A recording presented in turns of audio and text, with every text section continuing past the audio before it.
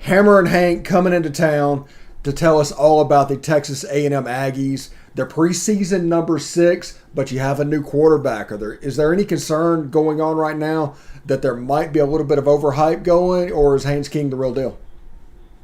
You know, it's hard to say. So I'm very high on this team. Um, Obviously, I went to A&M, so I've got quite a bit of bias caked in there, and I'm definitely looking at this with maroon-colored glasses. And I think there's definitely some nerves breaking in a new quarterback in the SEC. But I don't have a ton of concern for a couple reasons. I think, Jimbo has a good track record of developing quarterbacks, and you look back at his all the way back to his LSU days. He had good college quarterbacks, and sent him off to the NFL. Did the same thing at Florida State. So I trust he'll be able to work with Haynes. Obviously, he has no experience, so how much time that takes for him to get up to speed, we'll see. Um, but Haynes himself was the reason I'm optimistic is he was a good recruit, I believe a top 150 recruit coming out of high school, and he's basically Jimbo's guy. This is the first time at A&M Jimbo's own recruit has started because Mond was a holdover from the Kevin Sumlin era. So for as much as I think Jimbo helped Kellen and developed him to a pretty good quarterback last year and ended up, sending him off to the NFL draft. He still wasn't technically like a Jimbo guy. He wasn't someone Jimbo had recruited. So I'm excited to see, with someone that Jimbo specifically wanted, how that works out. So the other reason I'm optimistic is just the schedule. So there should be a good amount of games early on with, Kent State, Colorado, really leading up until Arkansas when we open up SEC play, where hopefully it'll get him time to get his feet wet and just get him that experience that is really what he's lacking, because everything you hear is he's got a good arm, he's very fast. Reportedly he ran I think a 4.4 or 4.5 in spring ball. Who knows what that means on the field, and is he going to be able to actually make that translate? We don't really know, but he's got all the physical tools is what we're told, and I think having those games to get his feet wet, get some experience will really help. So definitely some nerves, but also very optimistic at the same time. Yeah, you look at Texas A&M's starting lineup, and you're like, they're set at 21 out of 22 positions, and all he has to do is just be adequate. He can almost be a game manager, and the talent around him can do whatever needs to be done. Now, you talked about Arkansas being the SEC opener. What are the games coming into this season that just grab your attention as potential hiccups for the Aggies along the way? Yeah. So aside from the obvious, big games, I guess, with your typical SEC West opponents, the Arkansas game, it's always close. I'm not too worried about it. It's one of those things where I think we've been spoiled as A&M fans because we've beaten them every year since we've come into the SEC. So although those games are usually pretty close, I also believe that they'll beat A&M when it happens. So I think the games that I've kind of got scheduled for potential hiccups would just be the Mississippi State game and then the Missouri game, mainly because they bookend the Alabama game. So you have a potential look ahead against Mississippi State. And Mike Leach is never a coach you want to underestimate. Even though Mississippi State struggled a lot last year, they also played Georgia really tough and ended up closing the season well. So I think if you don't bring your A game, Mississippi State could get you, and then obviously Missouri follows the Alabama game, and that's in Columbia. So regardless of if A&M beats Alabama or loses, they're going to be pretty spent, I think, physically and emotionally, mentally, whether it's a blowout loss, a big win, or a close loss, whatever happens, that's going to be. It's just going to be tough to get up for that game. And who knows, that could very easily be a sleepy 11 a.m. kickoff. So those are the two that I am a little bit worried about. And I think how those games go will really kind of show how far along Jimbo is into really just getting that one game at a time, one play at a time mindset that Saban preaches, right? Because, nobody sneaks up on Alabama. They pretty much bring their A game every week. So that's one of, I think, the biggest things for college coaches to do is just how do you get your guys every single week to be dialed in. So yeah, if you're an A&M fan, or if you're around the SEC and looking at potential games where A&M could slip up, those would be the two that come to mind outside of, again, Alabama, LSU, Ole Miss, and some of the bigger games. So McKinley Jackson went through some transgressions going on. What's an update on him right now? So he's been back practicing. I haven't seen any official report on a suspension. My guess is they're waiting for the legal system, I guess, to run its course. So I don't know when that ruling is going to come down. I mean, I would be surprised, despite the fact that he's practicing, I'd be surprised if he plays until they have some sort of ruling, because I believe, they didn't release exactly what he was or what reason he was charged, but I believe the charge was a second-degree felony. So it's not like a misdemeanor being drunk out on Northgate or something. So it could be pretty serious.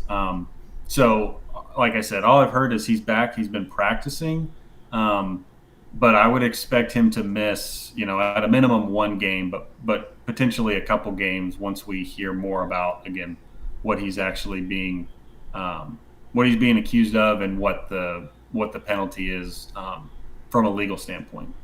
Okay. And one thing that the rest of the SEC have been very impressed with Texas A&M over the last few years that Jimbo is actually doing is the construction of the lines. You guys are stout up front on the O-line, on the D-line. What kind of step forward do you think they can make, and what surprises do you think Michael Elko has in store for the rest of the league this year?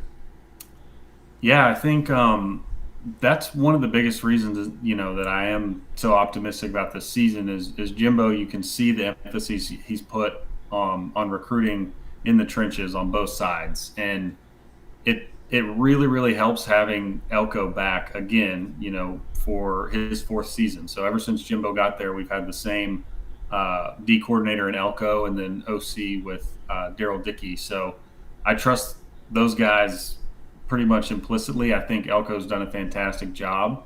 On the D-line specifically, everyone knows DeMarvin Leal. I think he'll have a great year.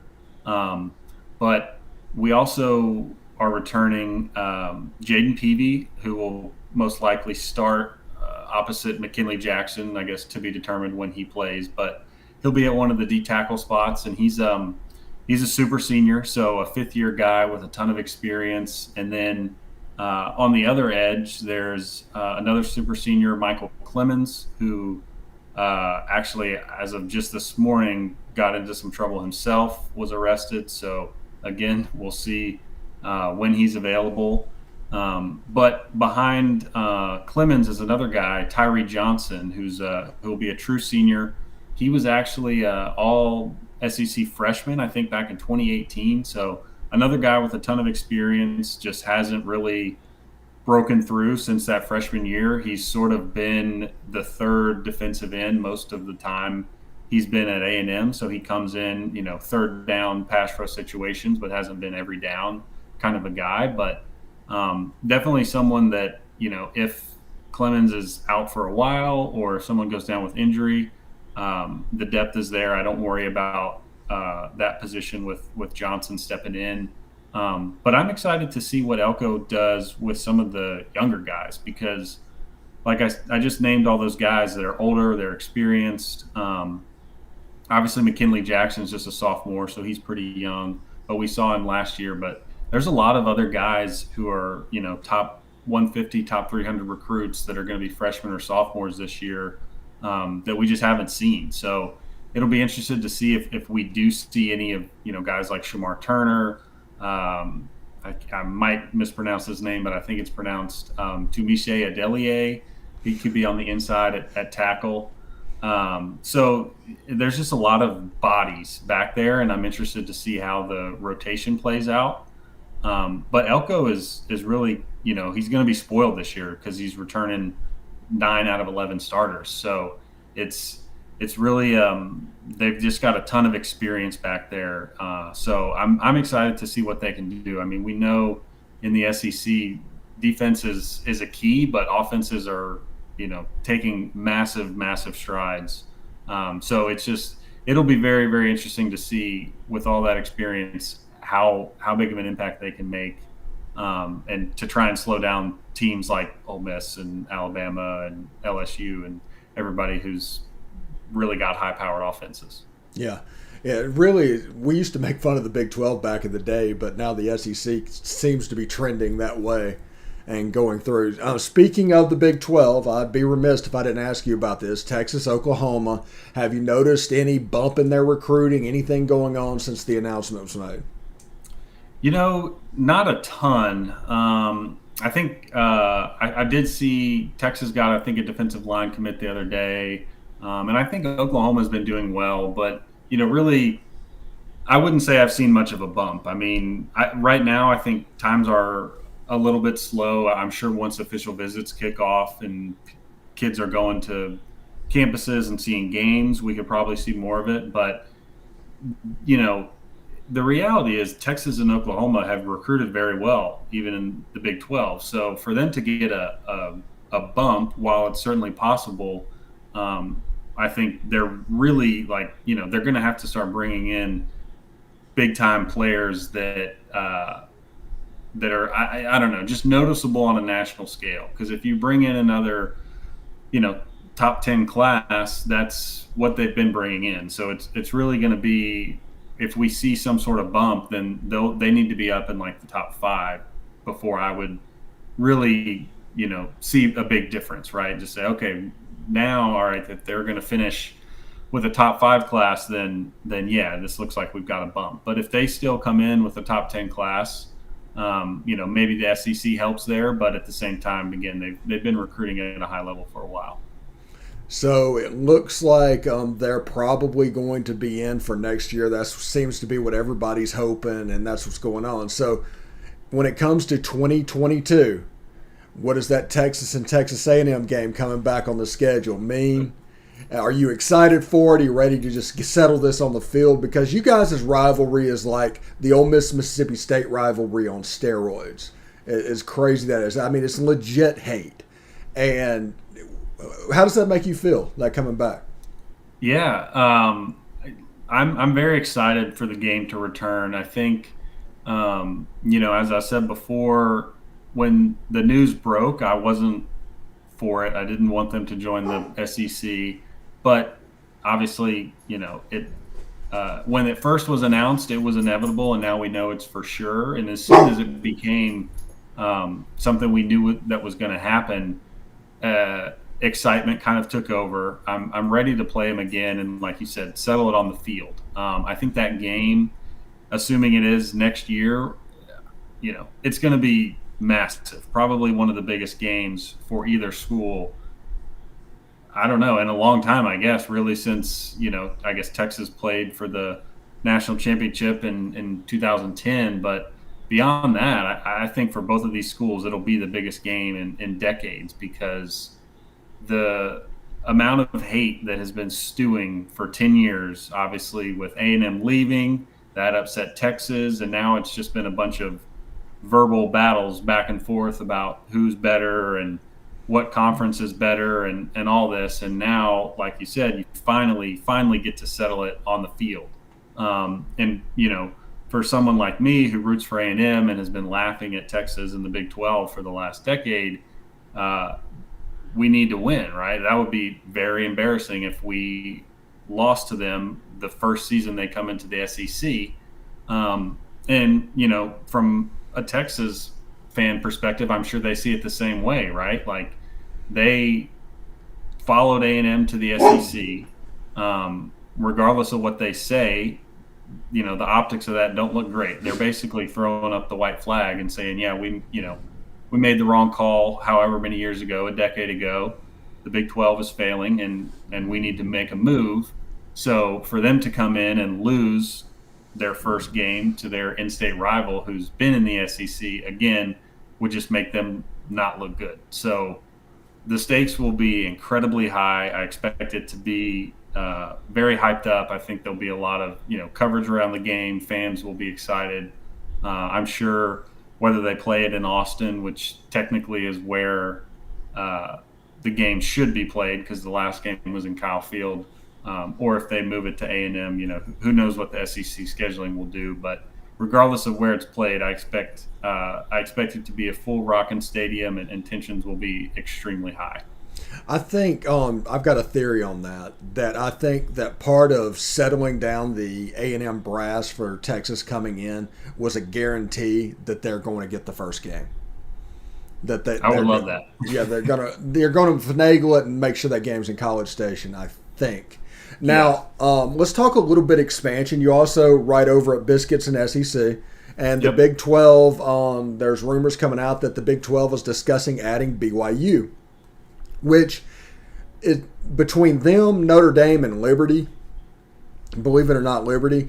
Those are the three schools that are out there that would actually add TV numbers. So I understand why they're going after BYU. But I want SMU, Rice, and Houston to go into that league, for them to rebrand the Southwest Conference and just be themselves. Don't try and be something crazy. Just rebrand to the Southwest Conference, get as many of those SWC teams together as you can, and just go. Yeah, I think that's a good point. Being from Texas, the Southwest Conference still, to this day, there's a lot of people that fondly remember those days and miss those rivalries between the traditional schools. So with the latest announcement from the Pac-12, I think that came down earlier this week, that they're not looking to expand. Like you said, the Big 12 is kind of on an island. So if no one is going to bring any Big 12 schools in, then they need to figure out what they're going to be moving forward. And if that means they add schools like BYU, that's fine. I don't really know. I think I fall on your side there. Like, I think it would be more meaningful to these schools to bring back traditional rivals and play. Well, even for example, Texas Tech and Houston are squaring off in Week 1 coming up at the Texan Stadium, and I know a ton of people are excited about that game. It should be very competitive. So that would be really cool, I think, for those schools to renew the traditional rivalries. And maybe TV numbers, which I guess kind of drive the sport these days, would be better to add a BYU or Liberty or Cincinnati or whoever. But I think for the actual, the schools and the fans themselves, it would mean a lot more to play their old foes like SMU and Houston and Rice rather than Cincinnati. I don't know anybody from Lubbock or TCU that is dying to go play the Cincinnati Bearcats, right? So it'll be interesting to see what they do. Bowlesby, he's got a lot of decisions to make coming up, but I do think that would be really cool to bring back the Southwest Conference. Yeah, and I think the BYU move is a move to appease ESPN, because they're kind of playing both sides, ESPN and Fox, to figure out what's going to win. They're riding the fence, and at the end of the day, they may be just left alone because they were left out of the alliance. They lose their best two teams to the SEC, so they're kind of by themselves. I just don't know. I think this is a media war more than anything. Everybody's talking about conference realignment. This is a war between ESPN and Disney and Fox. And Fox is trying to get into college football, and specifically the playoff.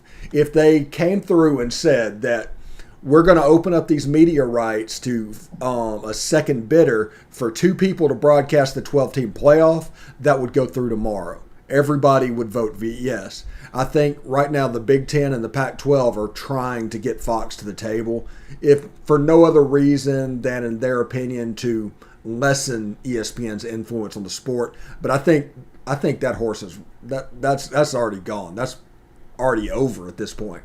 that influence is there. You let this monster get built. Now you're trying to rail it back in. Yeah, I agree. I think like you said, it's getting other networks to the table, similar to the NFL model, would be really good for the sport overall. But like you said, it's just going to be really hard to do, because if you're talking about trying to delay the 12-team playoff expansion for the ability for other networks to get in there and bid, well, as the Pac-12 or Big Ten or ACC, you're also talking about turning down money for all your programs. So while long term that vision might be good, it might be the right one, it's also a hard sell to all these schools to say, hey, let's not expand the playoff yet. Let's let it run its course, and then we'll open it up when the contract is done. When for the SEC, who it seems like this alliance is forming against, it doesn't matter to the SEC, right? Mm-hmm. If you want to keep it at 4, that's fine. They'll continue to get more teams in than anybody else, and keep rolling. And if you want to go to 12, then sure, the SEC might get more teams in, but at least so are your conferences. I mean, the Pac-12 hasn't been since Washington, and I don't know, 4 or 5 years ago. So if it's just a hard sell, right? If you're the Pac-12 commissioner and you're saying we want to keep it at 4 for the time being, knowing if you went to 12 you'd get an auto bid, that's just a very hard sell. So I'm interested to see what happens, but I think, like you said, it's kind of the horse is sort of out of the barn, where when they released that report about moving to 12 teams, and it seemed like it was a done deal, then to try to push that aside and press forward with a 4 team, it seems like it's past that point.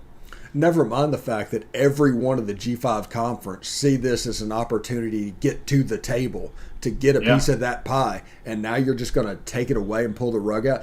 I think this is a cut your nose off to spite your face situation from the Big Ten and Pac-12. They're so afraid and reactionary, the SEC. They're not seeing the benefits for the sport as a whole. This expansion of it to a 12-team playoff might actually stop the breakaway that they were talking of Power 5 teams from even happening.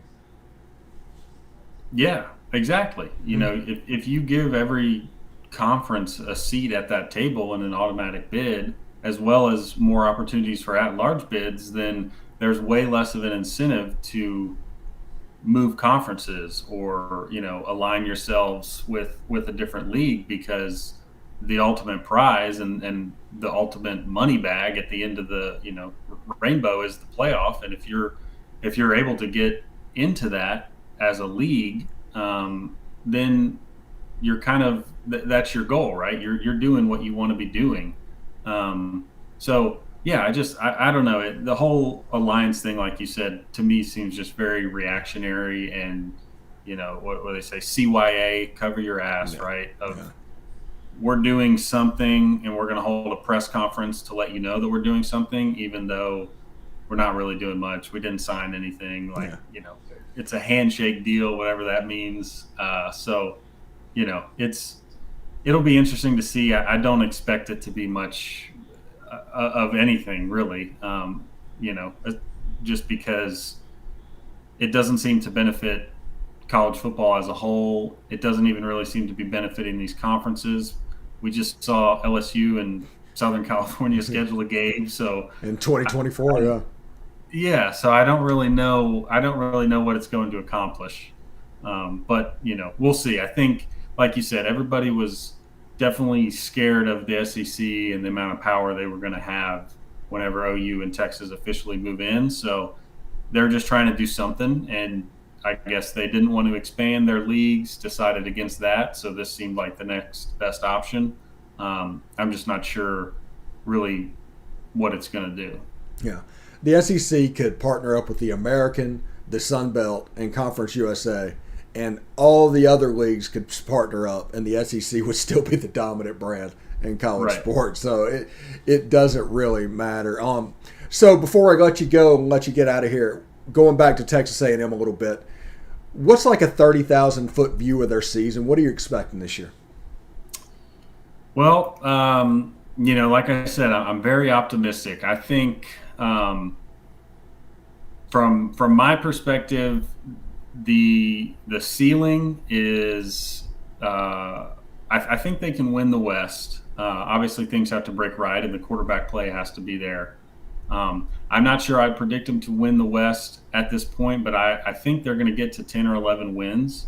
Um, and from an overall program perspective, I think as an A&M fan who's been let down from high expectations many, many times in my life, I feel a lot more team in this team moving forward because of Jimbo being at the helm. You see just the way he coaches, the things he says, and the way he's recruiting are just very different than what we've seen in the past. So, like I said earlier, with Haynes, although he doesn't have experience, it is good to have a big time recruit coming in, right? If you look at Alabama, they have obviously earned this right, but they have so much turnover pretty much every year, and everyone expects them to reload and replace that talent with talent that's just as good. And I don't think A&M is there yet, but I think they're heading in that direction. So, you know, when you look at, again, quarterback and O-line and the positions that A&M lost last year, you can look back at recruiting rankings and say, oh, well, we've got 4 and 5 stars at all these positions that just haven't played yet. So as long as Jimbo and the staff are doing their job and developing these guys, they should be able to go out there and perform, just like you see at Alabama and other top programs that just plug and play. So again, I don't want to compare them to Alabama. They're not there, and Alabama's proven that on the field year in and year out. But the direction, I think, is heading that way, and they're in a much better position than they ever have been to replace guys that leave or replace guys that get hurt, and still be able to compete at a high level despite any sort of turnover. So I'm extremely excited and optimistic. I think A&M should be very good, and I think the entire SEC West should be good. There's a lot of fun teams and really good football ahead of us in the coming months. Yeah, and one more question: if you wake up after the season and see that Texas A&M has gone 8-4, what happened? If we go 8-4, well, clearly Haynes King was not ready. So I think for A&M to go 8-4, he most likely just couldn't get the ball down the field at all. And if that's the case, we have a very talented running back room. So if I would just envision teams stacking the box and not letting Isaiah Spiller and Ananias Smith and Devon Achane get loose. So that would be the case. And obviously I'd be very upset about it, but I think at the same time, while I don't see that happening, it's also very possible, right? I mean, like I said, it really basically takes that quarterback position, because I think the defense will be good, but I think you can have a very good defense and still go 8-4 in this league. So it really comes down to the quarterback. If A&M finishes at 8-4, I think their 4 losses, I imagine, would probably be pretty close, maybe outside of a Bama, Ole Miss, or LSU loss. But yeah, I think it would really just come down to the quarterback. If he turns the ball over, if he can't get the ball downfield, and the defense knows that your only option is to hand the ball off or do a zone read, then that puts you in a tough spot. So if he's not able to use his weapons on the outside with any sort of consistency, then they could definitely be in trouble. And that's really the only scenario, I think, where you see A&M going 8-4. If like you mentioned earlier, if Haynes can even just be a game manager, then they should be able to at least get to 9, maybe 10 wins. If he's able to be more than a game manager, then that's when you start thinking about 10, 11 wins and competing for that SEC West title. All right. Thank you very much, Hank. Is there anything you'd like to talk about, like the Junction blog? Tell them how to see your stuff. Yeah, so like you said, the name of our A&M focused blog is just the Junction blog. That's the name of our website. And then you can find us on Twitter and Instagram, just at the Junction Blog. We have a newsletter that we'll send out.